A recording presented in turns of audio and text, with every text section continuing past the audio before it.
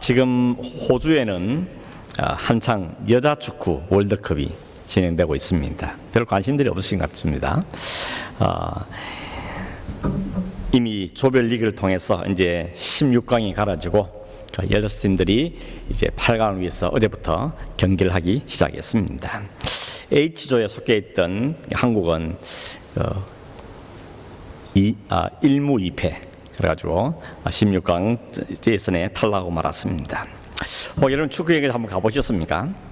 제가 태어나서 처음으로 이번에 한국이랑 콜롬비아랑 경기할 때 저기 무호파게 갔습니다. 집사님 한 분이 갑자기 전화 와가지고 표가 한 장 남아 있는데 가겠냐고. 그래서 이런 좋은 기회였나 싶어가지고 당장 가겠다고 그래가지고 현장에서 축구 경기를 봤는데 이래서 경기 오는구나 이런 마음이 들더라고요. 아주 새로운 아주 신기한 경험을 했습니다. 비록 0대2로 지긴 했지만 그 스코어보다는 그 분위기 때문에 그냥 즐겁게 있다가 이렇게 온 경험이 있습니다.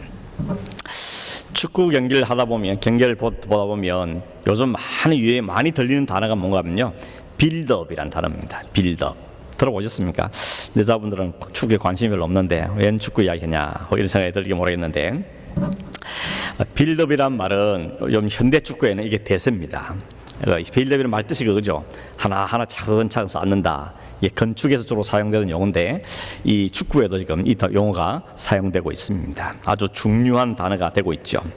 쉽게 말하면 이런 거죠. 골키퍼부터 시작해서 수비들, 그 다음에 중앙에 있는 미드필더들, 공격수까지 이제 딱 하나가 돼가지고 이렇게 아주 기가 막히게 쫙 맞춰서 여기 골에서 저기 골들까지 아주 차근차근 이렇게 진행하는 이런 것을 가리켜서 빌드업이 잘 됐다 이런 이야기를 합니다. 옛날에는 특별히 잘하는 골 잘 넣는 한두 명 있으면 경기 이기는 그런 시절이 있었지만 요즘은 그렇지가 않죠. 수비도 공격을 잘해야 되고 공격수도 수비를 잘해야 되고 이런 세상이 되어졌습니다. 그래서 토탈 사커, 멀티플레이어 이런 것들이 유행하는 그런 시대가 되어졌습니다. 신앙생활도 어쩌면 마찬가지겠다는 생각이 들어집니다. 여러분, 이 코로나를 지난 다음에 우리 교회 안에 또 이 기독교 안에 신앙생활의 패턴도 참 많이 바뀌었죠. 한마디로 교회와 성도와 가정들의 신앙생활이 상당히 많이 다운되어 있는 것이 사실입니다. 전에는 주일날 교회 안 가면 큰일 날 줄 알았는데 요즘에는 안 가면 또 영상으로 보지 이렇게 쉽게 대하는 경향도 생겨졌습니다. 우리 화요일에 우리 목사님 몇 분이 모여서 늘 공부를 하거든요. 공부를 끊임없이 해야 되는 거니까 공부를 하는데 하는 이야기 중에 대충 그렇습니다. 오늘 전반적으로 전 세계적으로 한국이고 시드니고 호주와 관계없이 한국 교회든 외국 교회든 다 너무 영적인 분위기가 다운돼 있지 않는가, 어떻게 좀 업시킬 것인가, 이런 점에서 사실 다들 고민들이 많습니다. 목사뿐만 아니죠. 성도님들도 마찬가지일 겁니다. 우리 가정이 또 내 개인적으로 신앙이 좀 업됐으면 좋겠는데 이런 마음들을 갖고 산다고 생각 들어집니다. 더군다나 요즘 묵상하고 있는 예레미야 말씀이 그렇지 않습니까? 이 말씀 묵상하니까 너무 마음이 다운되고 기분이 쫙 가라앉습니다. 그냥 하나님 내 벌 준다 그러고 심판한다 그러고 막한다 그러고 백성들은 해기도 않고 이런 걸 보면서 마음이 참 무거워지는 이런 한 달을 보내고 있습니다. 그래서 제가 이 예레미야를 잠깐 멈추면서 우리가 같이 저부터 시작해서 우리 모두가 또 영적으로 좀 업될 수 있는 이 작업을 좀 하면 좋겠다 하는 생각이 들어서, 그러면 어떻게 하면 좋겠는가 몇 가지를 주제를 갖고 좀 우리 신앙을 빌드업 할 수 있는 그런 점들을 차근차근 좀 봤으면 좋겠다 이런 마음이 들어서 오늘 그 첫 시간으로 우리가 하나님과 관계부터 먼저 빌드업을 해가자 하는 측면에서 이 하나님과 관계, 우리의 영적인 상태를 좀 들여다보면서 어떻게 될 것인가 하는 점을 좀 나눠보려고 생각을 합니다. 오늘 본문 35장을 제가 선택을 했는데 1절에 보니까 하나님이 야곱한테 말씀하시기를 일어나라 베델로 올라가자 이렇게 말씀하십니다. 이어진 2절에는 보면 야곱이 자기 모든 가족들을 불러다가 말하기를 우리가 일어나자 베델로 올라가자, 똑같은 이야기를 합니다. 하나님이 야곱에 하고 야곱은 자기 사람들한테 이야기를 하고 있습니다. 왜 베델일까? 베델은 어떤 곳인가? 1절에 설명을 하고 있습니다. 베델이 어떤 곳인가 하면 네 형 에서의 낯을 피하여서 도망할 때 내가 네게 나타났던 하나님을 이야기합니다. 그러니까 여기서 알 수 있는 것은 베델이라는 곳은 야곱에게 모르는 장소가 아니라는 거죠. 과거의 곳에 갔던 장소입니다. 언제 갔습니까? 형을 피해서 도망갈 때. 거기서 무슨 일이 있는가 하면 거기 하나님이 야곱에게 나타나셔가지고 하나님 만나 주셨고 거기서 제단을 쌓았던 곳, 그게 바로 벳엘이란 곳입니다. 벳엘 뜻이 뭡니까? 하나님의 집이란 뜻입니다. 잘 아시는 이야기지만 간단하게 말씀을 드리면 이런 거죠. 야곱한테 형이 있습니다. 쌍둥이 형이. 그 이름이 에서입니다. 이 에서와 야곱의 아버지가 이삭이죠. 이삭에게 두 아들이 있었는데 에서와 야곱입니다. 이 아버지는 이삭은 형인 에서에게 마음이 더 갔습니다. 그래도 첫 아들이니까 첫 아들에게 마음이 많이 갔는데 문제는 하나님이 얘네들이 뱃속에 있을 때부터 큰 자가 작은 자를 섬기게 될 거다, 어린 자가 더 크게 될 거다, 동생이 더 잘 될 거다, 큰 자가 될 거다라고 하나님이 이미 말씀하셨습니다. 그런데도 이삭은 고집을 부리죠. 그래도 첫 아들인데. 그러면서 첫 아들한테 첫 아들의 눈을 보고 눌러주기 위해서 이렇게 애를 많이 씁니다. 결국은 실패하죠.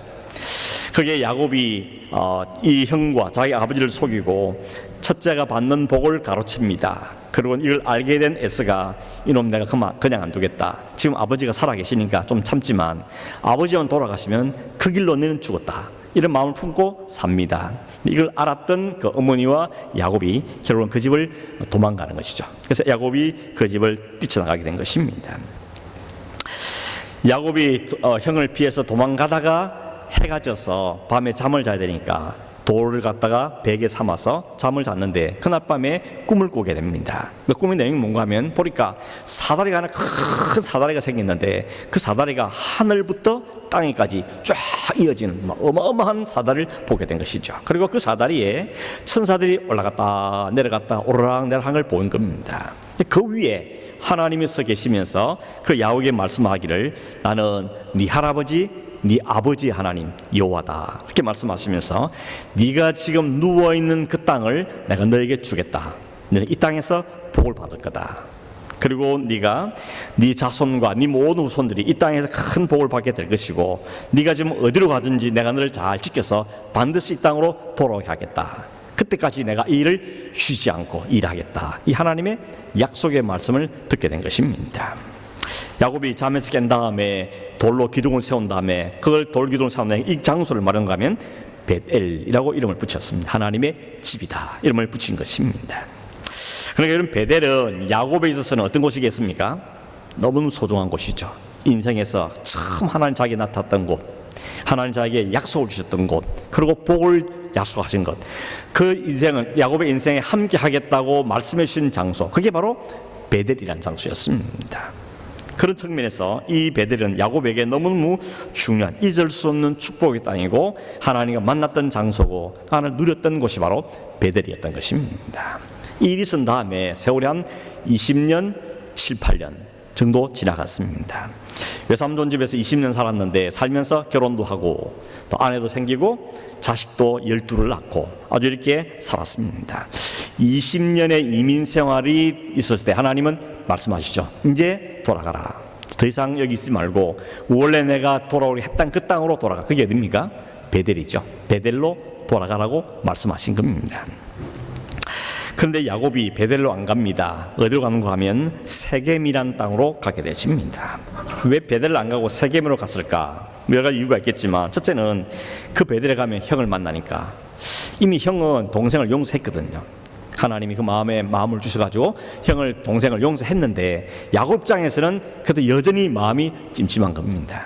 지금은 아버지가 살아있으니까 그래도 형이 참아주지만 아버지만 돌아가시면 어떻게 돌변할지 모르니까 가능하면 형이 안 보이는 거예요. 좀 얼굴 안 맞추는 곳에 살고 싶었던 거죠. 그래서 그는 세겜이라는 곳에 정착하려고 마음을 먹었습니다.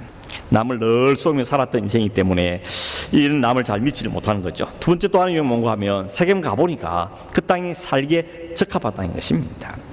이 야곱은 목축을 많이 하는 양 가축이 많은데 그 가축들을 기르기에는 세겜만한 곳이 안 보이는 것이죠. 그래서 여기 살면 참 괜찮겠다. 거기서 머물러 살기로 작정을 한 것입니다. 거기서 밭도 사고 제단도 쌓고 그러면서 살기를 시작합니다. 한 7, 8년 정도 그 땅에 살게 되는 것입니다. 문제는 뭐겠습니까? 하나님이 있으라는 곳이 아니라는 문제인 것입니다. 내가 보기에는 괜찮아 보이고 쓸만한 땅이고 괜찮은 땅인데 문제는 하나님이 주신 것이 아니란 것입니다. 하나님 원래 가기로 하신 곳은 거기가 아니란 게 문제가 생기다는 것입니다. 여러분 이 자리를 이탈하는 게 항상 문제가 되는 게 아니겠습니까? 기차는 철로위를 달려야 안전하죠. 그런데 그 철로를 벗어나면 사고가 나지 않습니까? 하늘 날아다니는 비행기나 바다를 항해하는 배들도 그냥 아무 데나 하는 거 아니죠. 선로라는 게 있고 항로라는 게 있고 다 있는 것입니다. 그걸 따라서 가야지 그 벗어나면 잘못하면 부딪힐 수도 있고 사고를 암초를 만날 수 있는 그런 일이 벌어진다는 것입니다. 운전도 마찬가지죠. 운전하신 분들은 서로 약속하에서 차선을 지킵니다. 신호등도 지키고 그래야 사고가 안 나지. 그걸 벗어나기 시작하면 어기기 시작하면 반드시 사고가 일어나게 되는 것입니다. 한국 가면 뭐가 제일 불편하십니까? 운전대가 바뀌어가지고 여기 늘 왼쪽으로 갔는데 오른쪽 가야 되고 이게 헷갈려가지고 잠깐 정신 놓으면 위험한 급한 일 만날 수가 생기지 않습니까? 저도 그런 일을 만난 적이 있었습니다.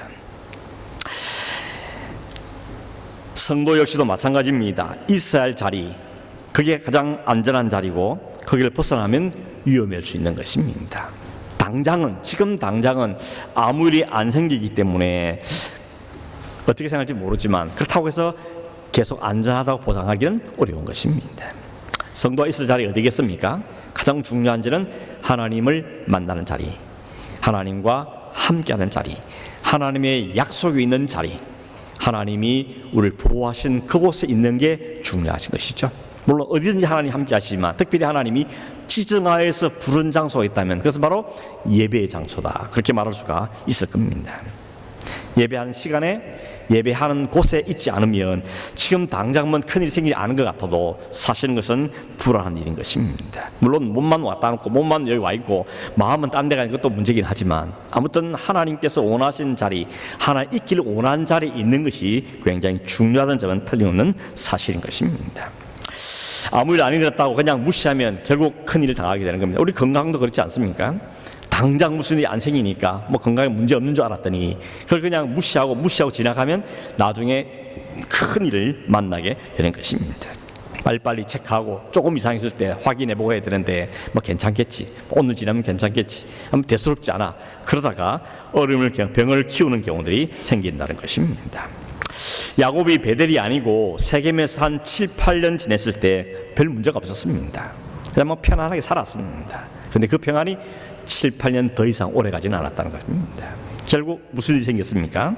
35장 바로 앞에 있는 34장에 보면 이 야곱에게 예쁜 딸이 하나 있었는데 딸 이름이 디나입니다. 이 딸이 그 세겜성 아이들 친구들 막 친구 사귀고 그랬는데 하루는 성에 나갔다가 그 성에 있는 추장의 아들한테 성폭행을 당하게 된 겁니다. 끔찍한 일이 벌어졌습니다. 그 오빠들이 가만히 있지 않습니다. 그래서 작전 짜가지고 그 성사람을 속인 다음에 그 성에 있는 남자를 다 죽여버립니다. 그리고 그 상을 쑥대밭으로 만들어버리죠. 복수는 시원하게 했는지 모르지만 그 다음 문제가 뭡니까? 더 이상 거기는 살 수 없는 게죠. 그 사람들이 희위에 속한 가난한 사람들인데 이 사람들이 도대체 어떤 놈들이 우리 형제를 그랬냐, 이 복수할 일이 분명하기 때문에 이제 야곱의 마음이 불안해진 것입니다. 언제 당할지 알 수 없는 생명의 위협을 받게 된 것입니다. 아주 곤란한 상태에 빠지게 된 것이죠. 그때 오늘 1절 말씀이 주신 겁니다. 하나님이 야곱에게 지금은 이제 일어날 때다, 지금은 다시 돌아갈 때다 라고 하나님께서 그에게 말씀하신 겁니다. 일어나 베델로 올라가라. 거기가 네가 있을 장소다. 내가 거기서 너를 만났고 거기서 약속했고 내가 그리로 오라고 했던 곳이 바로 거기다 라고 하나님께서 말씀해 주신 것입니다. 물론 이번이 처음은 아닙니다. 그동안도 하나님께서 여러 차례 네가 가야 될 있어야 될 자리는 베델이라는 것을 그에게 알려주었습니다. 그런데 야곱은 무시했습니다. 지금 당장 눈앞에 보이는 것에도 충분하기 때문에 겨우 거기 안 가도 괜찮습니다. 여기서도 살만합니다. 여기 살아내겠습니다. 이런 마음으로 마음에 있는 찜찜함을 억누르고 그 마음에 있는 불안감을 무시하면서 살아왔다는 것입니다. 오늘 우리도 그런 때가 있지 않습니까? 이러면 안 될 텐데, 이런 마음이 생겼는데, 이러다 무슨 일이 날지도 모르는데, 이런 마음이 생기지만 그 마음을 애써 눌러버리죠. 아직까지 별일 없으니까 뭐 괜찮을 거야, 이런 마음으로 애써 외면할 때고 있다는 것입니다. 여러분, 야곱은 결국은 베델로 올라가게 됩니다. 올라가기로 결정을 하게 되죠. 그래서 가족들을 불러다가 우리가 베델로 올라가자라고 이야기합니다. 근데 사실 알고 보면 자기가 자발적으로 결정해서 베델로 올라가는 게 아니고 올라가지 않으면 안 되는 상황에 처했기 때문에 가는 것입니다. 다시 말하면 야곱은 여기 그냥 있고 싶은데, 여기 눌러 있고 싶은데 모든 상황들이 그로 하여금 거기를 가지 않는데도 밀어붙이기 때문에 그가 어쩔 수 없이 가게 됐다는 것입니다. 여러분, 누구 고집이 센 겁니까? 야곱 고집이 센 겁니까? 하나님 고집이 센 겁니까? 하나님 고집한테 덤비면 안 됩니다. 당합니다. 하나님께서는 반드시 하나님 말씀하신 대로 그 백성을 이끌어 가는 걸 보여주는 것입니다. 왜냐하면 하나님이 그 자리에서 만나기 약속하셨고 그 자리가 그가 있을 자리고 그에게 복을 줄 자리가 거기이기 때문에 하나님 그 고집을 부리시는데, 결국 그 하나님 보는 고집은 우리를 안 되게 해서 고집 부리는 게 아니고 우리를 잘 되게 하기 위해서 결국 고집을 부리신다, 우리를 그 자리에 앉혀 놓으신다는 것입니다. 그래서 결국은 야곱이 그 가족을 이끌고 이 세겜에서 베델로 올라가게 되어진 것입니다. 근데 2절에 보면 야곱이 자기 집안 사람들 다 불러놓고 우리가 베델로 올라가자 한 다음에 가기 전에 준비를 해야 된다고 이야기합니다. 무슨 준비를 하라 그랬습니까? 거기는 바로 세 가지를 이야기하죠. 너희 중에 있는 이방 신상들 다 버려야 된다. 두 번째는 자신을 깨끗하게 목욕하고 깨끗하게 해야 된다. 세 번째는 옷을 갈아입으라는 것입니다. 이게 사실 다 같은 의미죠. 하나님을 좀 만나러 가야 되고 하나님 약속 연세에 가야 되고 하나님 앞에 약속을 받기 위해 가야 되는 우리에게 준비하며 가자는 겁니다. 어떤 준비요?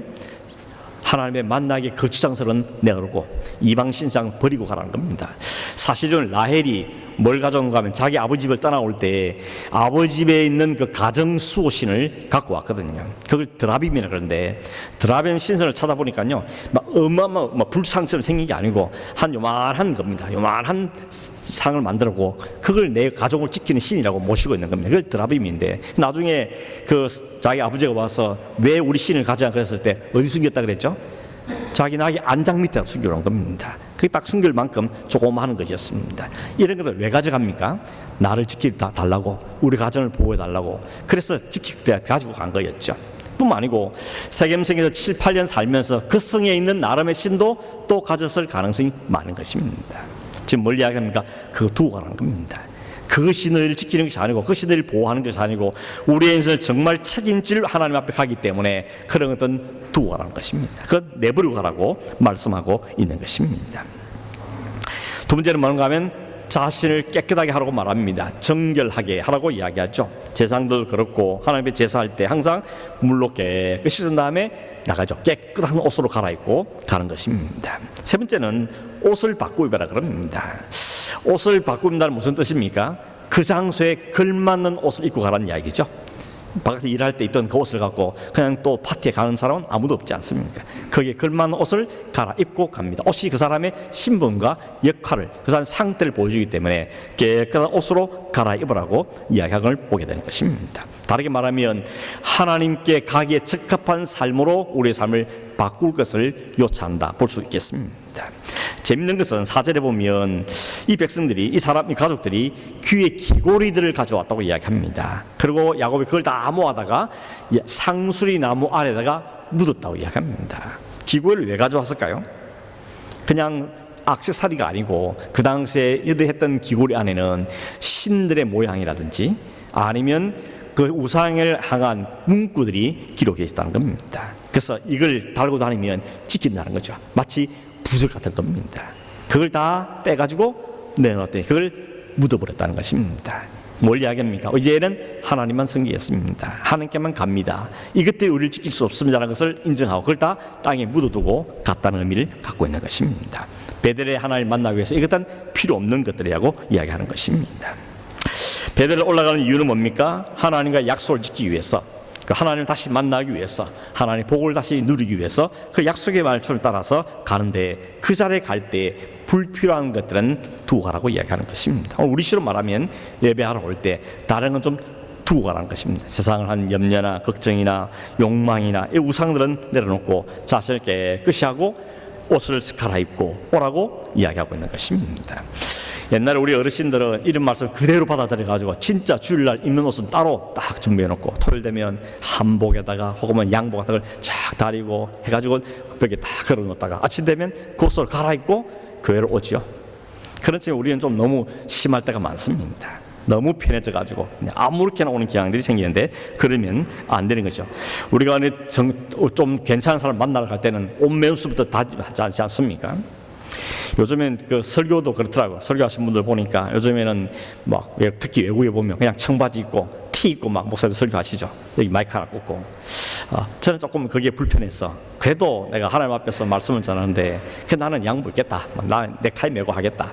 약간 고집을 좀 부리는 편입니다. 새벽에도 가능하면 마일 입고 이렇게 설교를 하고 그렇게 하는 편인데, 아무튼 우리의 이 옷가짐도 우리의 태도를 결정하기 때문에 신경을 써야 될 부분이 아닌가 이런 마음을 가지게 되는 것입니다.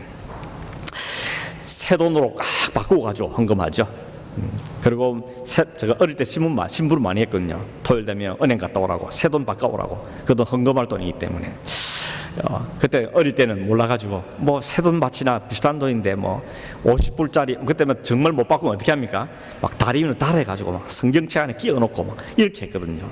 아니 뭐 다리면 뭐 50불짜리 100불짜리 되는 건 아닌데 똑같은 가치인데 이런 생각이 들었지만 마음의 태도인 것이죠. 내가 하나님 앞에 정성을 다하여서 정말 마음을 담아서 하나님께 헌금합니다. 이런 마음으로 하나님께 예배하고 또 하나님께 헌금했던 그런 일들이 생겼던 걸 보게 되는 것입니다.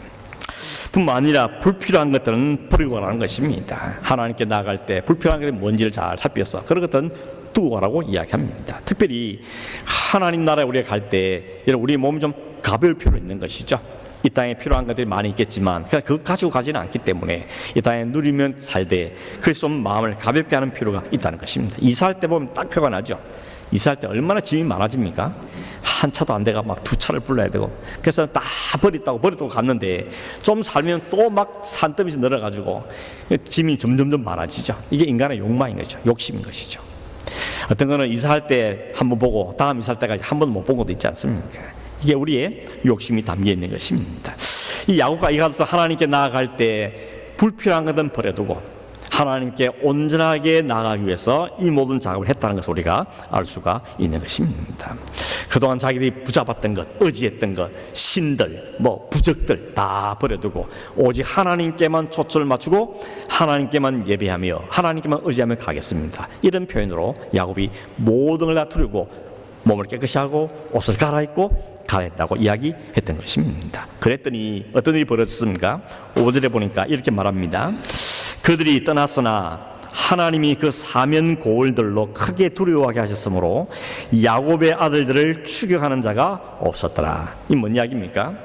야곱은 지금 여기가 괜찮았는데 굳이 또 가는 게 불안하기도 하고 염려가 됐지만, 그러나 하나님이 가라 하시니 그 말씀에 순종해서 모든 걸 정리하고 갔더니 하나님이 이 야곱 가족을 지켰다는 것입니다. 어떤 사람들도 야곱의 가족을 건들지 못하도록 하나님 그를 보호하시고 지켜주셨다고 이야기하고 있는 것입니다.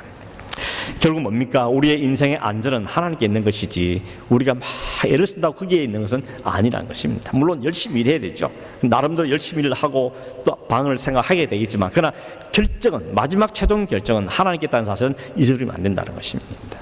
우상도 모아보고 부적도 붙이고 했지만 그것이 자기들 보호하는 것이 아니고 하나님이 그 이 가족을 지켜야만 된다는 사실을 우리의 분명하게 이야기해주고 있는 것이죠. 다르게 말하면 하나님과의 관계가 정상화되면 사실 다른 부분에서는 하나님 확실히 우리 편이 되어주시고 하나님 나를 지키시고 보호하신다는 사실을 우리에게 말씀해주고 있다는 것입니다.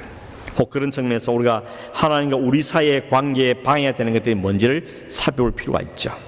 그것이 우리를 안전케 하는 게 아니고 불구하고 그 자꾸 기대하는 게 있다면 그걸 정리하라고 우리에게 말씀하고 있는 것입니다. 아무리 시크릿을 장치를 잘 해놓고 막 보디가드를 동원하고 막 그러다 할지라도 결코 안전이 완전히 보장되는 건 아니라는 것입니다. 그래서 다윗이 그러죠. 여호와가 나의 목자시면, 여호와가 나의 목자시니 내가 부족함이 없다는 고백이 나오게 되는 것입니다. 많은 양떼를 돌보고 사나운 일부터 지켜야 되고 힘겨운 목적인 삶을 살았는데 그가 마지막 고백은 뭡니까? 여호와가 나의 목자 되시니까 모든 것부터 안전하고 심지어는 사망의 골짜기를 지나가도 해를 두려워하지 않는 믿음을 갖게 되는 것을 우리에게 보여주고 있는 것입니다. 여러분, 중요한 것은 그 양들을 지키는 목자는 그 양을 위해서 목숨을 번지는 목자죠. 우리의 목자신 하나님은 우리의 생명을 지켜주기 위해서 자신의 목숨을 내주신 우리의 진정한 목자가 되시는 분이신 것입니다. 이 하나님 우리가 온전히 신뢰하고 이 하나님 관계를 잘 정립하는 게 필요하다고 말씀하고 있는 것입니다. 그렇게 원래 자를 갔더니 하나님 오라는 곳에 갔더니 그게 갔더니 무슨 일이 벌어졌습니까? 6절에 보면 그곳에 야곱이 제단을 쌓고 그곳 이름을 엘베델이라 베델의 하나님이라고 불렀다 그랬습니다. 그때 하나님이 다시 야곱에게 나타나십니다. 27, 8년 전에 처음 그에게 나타나서 말씀 하나님께서 다시 그에게 나타나십니다. 그러면서 세 가지를 약속합니다. 첫째 뭔가 하면 이름을 바꿔주시죠. 네 이름을 이제 다시는 야곱이라 부르지 않고 이스라엘로 부르겠다라고 말씀해 주십니다. 이름을 왜 바꿉니까? 그 이름대로 대우하겠다는 것이죠. 그 이름을 바꾸시다는 것은 내가 너를 이렇게 이제 대우하겠다는 겁니다. 이 야곱이라는 뜻은 사기꾼 냄새가 있는 거죠. 남의 뒷발꿈치를 잡은 사기꾼 야곱이었는데 더 이상 속이는 그 인생을 절단내고 이제 끝내고 하나님의 그 인생을 책임지는 하나님의 백성으로의 삶을 살겠다는 것이 하나님이 주시는 약속인 것입니다. 그런데 이름을 이스라엘로 내가 부르겠다고 말씀하고 계시는 것입니다. 오늘 우리는 뭡니까? 성도라고 부르죠. 성도, 세인트입니다. 이게 얼마나 복된 이름입니까?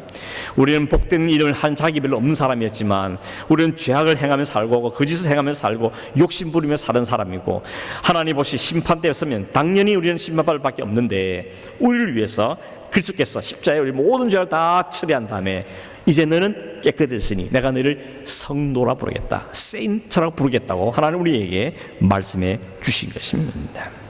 이름을 바꾸신 것입니다. 우리 이름은 있지만 이름 외에 우리 새로운 이름을 주는데 그 새로운 이름이 바로 그리스도인, 성도, 하나님의 자녀, 하나님의 백성이라는 이름을 주신 것입니다. 이름 주시기 위해서 하나님 그때까지는 하나님 다 치르셨죠. 그 모든 죄의 대가는 다 치르신 다음에 우리에게 새 이름을 부어 주신 것입니다. 그래서 이제는 그리스도 안에 있는 사람은 누구든지 새로운 피조물, 새 사람, 새 이름을 갖게 됐다 우리에게 말씀하고 있는 것입니다. 두 번째는 뭔가 하면 이 야곱에게 네가 생육하고 번성하게 될 것이고 네 딸에서 한 백성이 나오게 될 것이며 거기서 왕들이 내 허리에서 나오게 될 거다.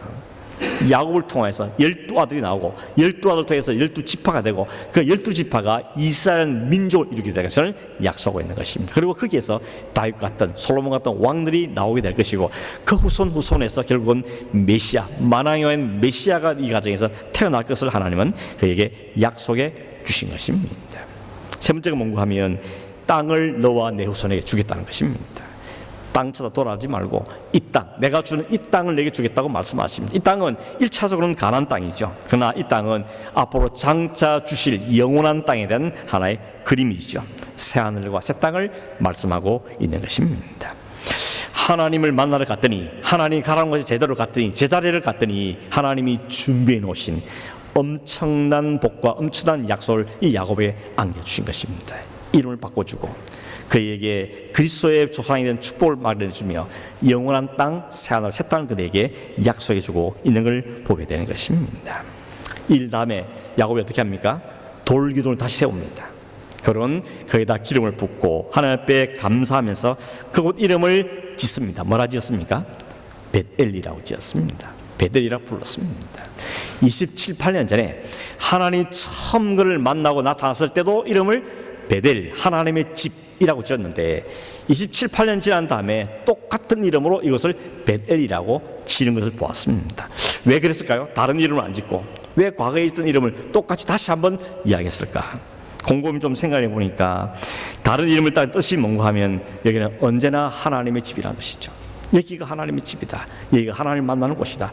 여기 하나님이 나에게 복을 주신 곳이라는 의미를 갖고 있다는 걸 생각하게 된 것입니다. 하나님은 언제나 계시면서 우리를 부르시고 그 부르시면 오는 자들에게 하나님 예비하신 준비하신 복을 준비하고 계시다가 그에게 부으시는 것을 우리에게 보여주고 있다는 것입니다. 그러나 여러분, 그러니 우리가 있어야 할 곳, 하나님이 나타나셨고 하나님 나에게 복을 주셨고 하나님 올라오라 하신 곳, 그곳이 어딘지를 알고 그것에 가는 게 우리가 중요한 것입니다. 그게 바로 벳엘이 의미하는 말씀의 뜻을 갖고 있는 것입니다. 벳엘은 하나님이 오라 하시는 곳, 하나님을 만나는 곳, 하나님의 약속이 있는 곳, 하나님의 복이 약속된 곳, 그것이 바로 어디입니까? 그게 벳엘입니다. 그게 신약으로는 십자가인 것입니다. 거기서 하나님을 만나고 거기서 하나님 복을 누리고 약속을 받게 되고 영원한 나라를 보장받는 장소, 그것이 바로 예수 그리스도의 십자가의 은혜라고 볼 수 있는 것입니다. 여러분, 하나님을 어디서 만나셨습니까? 하나님 은혜 만난 장소가 어디입니까? 베델이 어디냐는 것입니다.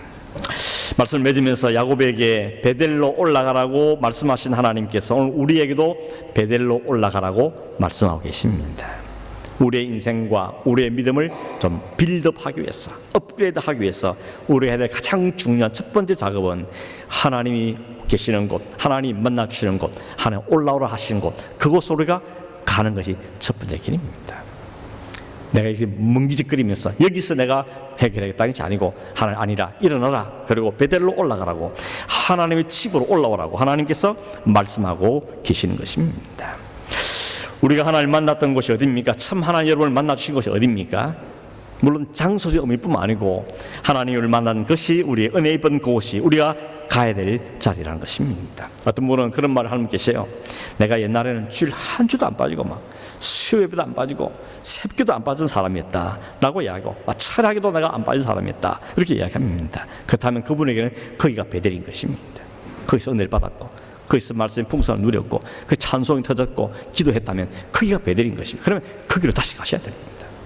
거기 안 가고 여기 앉아가지고 나의 왕년에 나도 베델이 있었거든, 그 소용이 없는 것입니다. 그래서 하나님 뭐랍니까? 일어나라고, 그 세계면서 일어나라고, 그러고는 베델로 올라가라고 말씀하는 겁니다. 가지는 않고 이것저것 핑계대고 있으면 그 사람은 하나님의 복을 누릴 수가 없는 것입니다. 어떤 분도 그런 얘기 하죠. 나는 옛날에는 그래도 매일 성경 읽었다고, 매일 하루에 1시간씩 기도했다고, 내가 교회 봉사에도 열심히 냈던 거고, 그리고 내가 전도도 얼마나 열심인지 모른다고. 그럼 거기가 베델인 것입니다. 다시 그 삶을 회복해야 되는 것입니다. 그거 없이 내가 복만 받겠다는 것은 그것은 어리석은 일이 아니라는 것입니다. 왜 이런 계속 세겜에 눌러 앉을까요?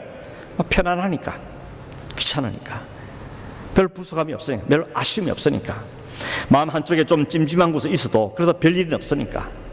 그래서 우리는 그냥 세겜에 여전히 눌러 앉으려고 하는 경향이 있다는 것입니다. 그런데 여러분, 야곱을 뭘 보여줍니까? 그 평안이 얼마까지 갔냐는 것입니다. 언제까지 그게 계속됐냐고 우리에게 묻고 있습니다. 먹을 거 충분하고 가축 기르기도 충분해졌고 살만한 곳이니 그냥 여기서 머물겠습니다. 하나님께서 계속 마음속으로 말씀으로 상황으로 사인을 주고 계신데도 불구하고 그냥 민기적거렸던 것이죠. 그런데 하나님은 결국은 그를 이렇게 세우십니다. 그런 그를 보내시다는 것입니다. 내가 순종해서 적극적으로 가지 않으니까 하나님이 갈 수밖에 없는 상황을 만들어서 가게 하더라는 것이죠. 우리 여기 좀 정신을 바짝 차릴 필요가 있는 것입니다. 야곱의 고집은, 야곱의 그 민거짓감은 결국은 꺾였죠. 베델로 결국 올라갔던 것입니다. 그랬더니 하나님이 비로소 그에게 모든 회복을 주시죠. 하나님의 관계가 회복되어지고 하나님 약속하기 그들에게 다시 선포되어지고 그를 통해 하나님 하실 일을 말씀하시며 그 일을 이루어가시는 은혜가 그에게 주어진 걸 보게 되는 것입니다. 더 이상 야곱의 인생을 살지 않고 이스라엘 인생을 바꾸시겠다고 말씀하시고 이 백성을 큰 백성을 만들 것이고 거기에서 메시아가 나오는 복을 줄 것이며 내게 죽을 그 땅도 하나님 약속하는 걸 보게 되는 것입니다. 이런 복을 받기에 터무니없이 부족했던 야곱이 그 하나님의 일반적인 선 앞에 너무 감사해서 돌기둥을 세우면서 여기가 베델입니다. 여기가 하나님의 집입니다. 내가 하나님을 다시 만납니다. 하나님의 약속 다시 받습니다. 하나님의 복을 내가 다시 누립니다. 하며 하나님의 감사의 헌신의 제단을 거기에 쌓은 것을 보게 되는 것입니다. 오늘 여러분이 가야 될 것은 어디입니까? 오늘 우리가 다시 가야 될 것이 어디겠습니까? 어디로 가야 하나님을 만나며 어디서 하나님에게 예배하고 하나님을 찬송한 자로 갈 수 있겠습니까? 단지 장소적인 의미만뿐만 아니고 우리의 마음의 태도와 우리의 신앙의 열정과 신앙의 태도를 우리가 돌아볼 시기라는 것입니다. 우리 모두에게 좀 우리의 신앙이 업그레이드되고 가정이 업그레이드되고 교회가 업그레이드된 마음이 있다면 결국 첫 번째 우리가 점거해야 될 것은 우리 하나님과의 관계가 바르게 되어 있는 것인가, 진짜 하나님의 은혜 받는 그 자리에 내가 있는 것인가, 그게도 안 있으면서 원망하거나 불평하거나 상황만 탓하고 있는 건 아닌가, 우리를 살펴보면서 하나님께 우리 가운데 역사해 주기를 기도하고 그 주님을 떠났던 시선을 다시 돌아서 주님 한 분께 우리 시선이 고정되어지고 하나님 우리의 역사를 사모하면서 가야 한다는 것입니다. 요즘 수요일날 사도행전 말씀을 나누고 있는데 결국 결론은 뭔가 하면 성령이 우리 안에 역사해야 되더라고요. 성령이 각자 심령 속에 그 교회 안에 역사하니까 비로소 잘 일어나고 마가다락방을 뛰쳐나가고 하나님 말 순종한 역사 일어난 걸 보면서 결국 오늘 우리 안에, 우리 가정 안에, 이 시드니 안에, 교회들 안에 성령의 놀라운 역사 있기를 사모하며 기도할 필요성이 있는 시대에 우리가 지금 놓여 있는 것입니다. 여러분, 한 바라기는 저와 여러분 모두가 우리 신앙이 업그레이드되고 또 우리 신앙이 더 업되기 위해서뿐만 아니고 이 온 시대, 이 시대에, 안타까운 이 시대에 성령의 놀라운 역사를 기대하면서 함께 기도해서 우리가 하나님 그 부흥을 경험하고 우리의 신앙에 감사가 충만하고 넘쳐나는 온전한 헌신 터져나오는 그런 복된 삶을 꿈꾸면서 기도하고 그 자리로 나아가는 저와 되기를 주의 이름으로 축원합니다. 기도하겠습니다. 고마우신 하나님,